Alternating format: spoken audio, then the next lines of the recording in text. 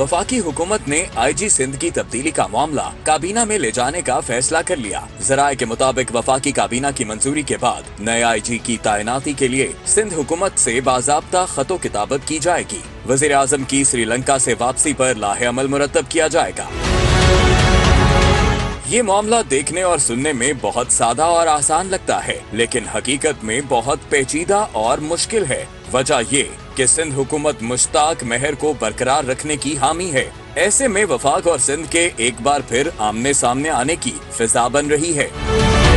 अब सवाल ये है कि आईजी पुलिस तब्दील करने का तरीकाकार क्या है? क्या सिर्फ वफाकी काबीना की मंजूरी से किसी सूबे का आईजी तब्दील हो सकता है? क्या वज़ीर आला की मर्जी के बगैर आईजी तब्दील किया जा सकता है?